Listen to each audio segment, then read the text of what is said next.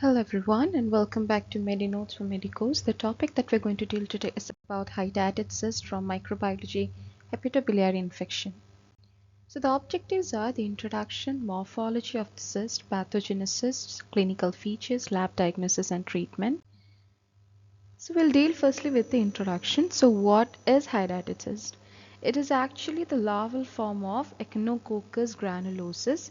It is unilocular. It ranges from the size of few millimeters to centimeters, and the most common site that it affects is the right quadrant of the liver, and rarely it affects the lungs or the other organs. So what is the morphology of the cyst? The cyst is basically of three layers: the endocyst, the exocyst and pericyst. The endocyst is the inner nucleated germinal wall, and this is the place where sexual proliferation by endocytosis occurs. So what happens is once the sexual proliferation occurs, it forms brood capsules, which means daughter cells. This forms protoscolex, which has the ability to form a worm. Next is the extocyst. So extocyst, the word exto, it seems itself it gives a meaning of external. So it is an external layer, it is acellular and it is laminated. On top of laminated, it is tough, it is elastic and it has a hyaline layer. So the thickness of this is 1 millimeter, and this resembles the white a white portion of the hard boiled egg. Next is the pericyst. So this pericyst is actually host derived fibrous advential layer. Now the cyst, it is a clear colorless or pale yellow fluid. It it extracts its nutrition from the cyst wall, and it has a specific gravity of 1.012 and the pH level of 6.7 to 7.2.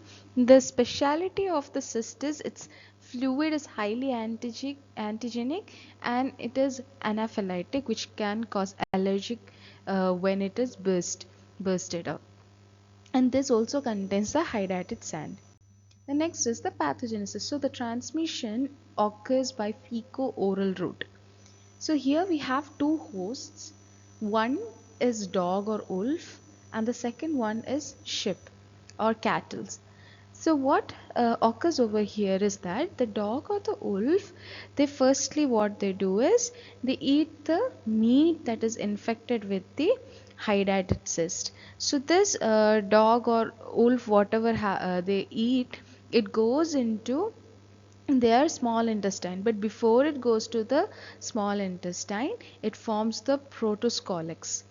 So after it forms the protoscolex, it the scolex, it attaches to the intestine, and then it forms into adult form in the intestine itself, which lay eggs. So this eggs over here, it turns embryonated, and it can be released with the feces.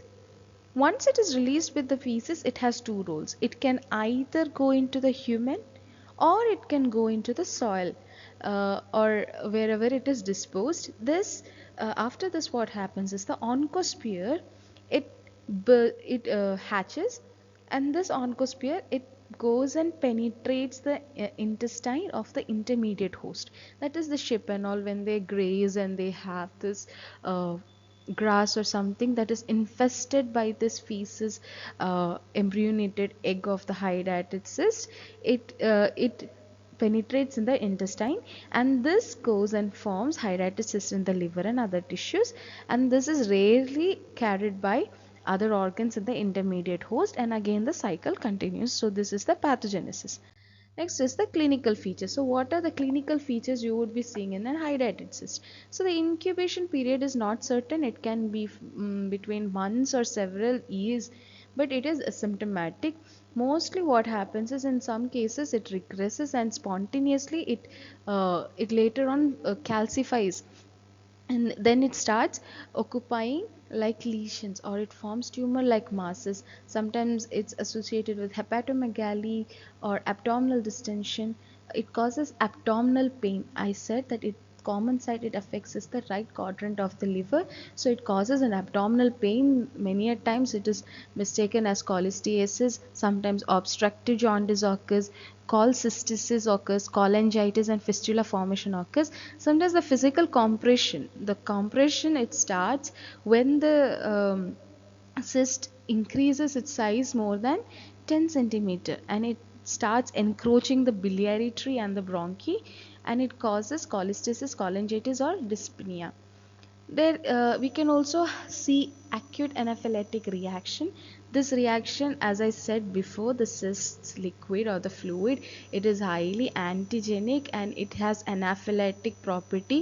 So when the hydatid cyst burst off, the fluid or this liquid, it has the ability to form certain allergic reactions. This can lead to fever, urticaria and eosinophilia. Next is bacterial superinfections. Then we have chest pain or hemoptysis. This is when a cyst rupture in the bronchi. Then we can also have certain neurological features. For example, there is an increase in the cranial pressure. We can have epilepsy and certain times paralysis. So what are the lab diagnoses we are going to do? The first thing we need to know in microbiology is the sample collection. So we would be taking a whole cyst for gross examination. Also, we will be taking the hydatid cyst fluid, and for the histopathology we will be taking the whole cyst. So for the direct microscopy, the fluid it can be aspirated microscopically, and then under microscopically we would be seeing brood capsules or protoscolic cysts or hydatid sands. Now the surgically removed cyst is stained by GIMSA or HNE stain or periodic acid SCIF, that is PAS stain. And for the molecular diagnosis, we can go PCR assay. So the PCR assay is done based on the mitochondrial DNA. Next, we will be doing the serodiagnosis. So serodiagnosis can be done by ELISA or AITB or recombinant antigen, that is B2T based assay. Next is the antigen detection. It is it can be diagnosed by echinococcal antigen, which is present in the urine, serum and CSF.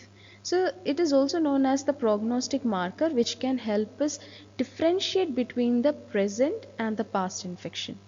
Next is the Cassoni intradermal test. Mostly it used to be used in prior, but nowadays it's not used. So this gives an immediate hypersensitivity reaction to the hydatid fluid antigens. Next is the X-ray and ultrasonography. So X-ray can be done in cases of calcified cysts in the lungs and the liver, but CT scan is better than the X-ray, and USG, that is ultrasound, gives better results for the liver cyst diagnosis. The other test that we can find is we would be seeing eosinophilia. What are the treatments that can be done? So in case of multiple cysts and inaccessible areas, we will be giving them drug treatment, and surgery we have to remove the hydatid cyst. Then we have the ultrasound or CT guided percutaneous sterilization. For this we have to follow up the patient for 3 to 6 months. Every 3 to 6 months the patient should come to the hospital for the treatment again. And in medical treatment, we can either give the patient albendazole or we can give mebendazole for 3 to 6 months. We can also, so the surgery, we have to do it if the cyst is larger than 10 centimeter or secondary infected cysts are present. For pair, we have to do the puncture, aspiration, injection and reaspiration. So that was the video for today. I hope you like this video. If you like this video, don't forget to like and share and subscribe to our channel. We'll be coming with more videos. Till then, stay tuned. This is Ashna Viraju signing off for today. Bye.